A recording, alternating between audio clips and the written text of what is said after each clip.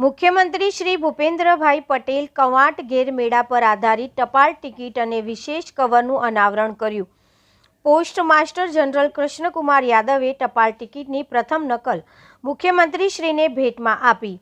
છોટાઉદેપુર જિલ્લાના કવાંટ ખાતે દર વર્ષે યોજાતો પ્રસિદ્ધ આદિવાસી સાંસ્કૃતિક ઉત્સવ કવાંટ ગેર મેળા પર જારી ટપાલ ટિકિટથી ગુજરાતની સમૃદ્ધ આદિવાસી પરંપરાઓ અને સાંસ્કૃતિક વારસાને રાષ્ટ્રીય સ્તરે ઓળખ અપાવવાની દિશામાં એક મહત્વપૂર્ણ પગલું.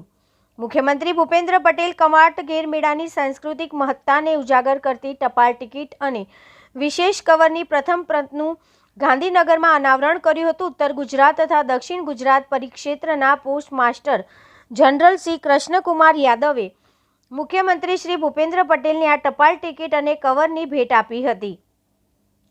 રાજ્યની સમૃદ્ધ આદિવાસી પરંપરાઓ અને સાંસ્કૃતિક ધરોહરને રાષ્ટ્રીય આંતરરાષ્ટ્રીય સ્તરે ઓળખ અપાવવાની દિશામાં આ પહેલ એક મહત્વપૂર્ણ પગલું સાબિત થશે.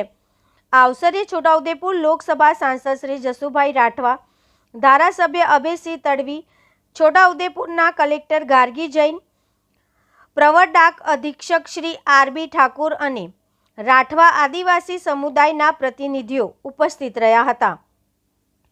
અત્રે નિર્દેશ કરવો જરૂરી છે કે રાજ્યની આદિવાસી સંસ્કૃતિ, કલા અને પરંપરાના સંરક્ષણ અને તેને આવનારી પેઢી સુધી પહોંચાડતો કવાંટ ગેર મેળો માત્ર એક ઉત્સવ નથી, પ્રકૃતિ સાથેના સામંજસ્ય, સામાજિક સમરસતા અને પેઢીઓથી ચાલતી આવતી પરંપરાઓનું જીવંત પ્રતીક છે.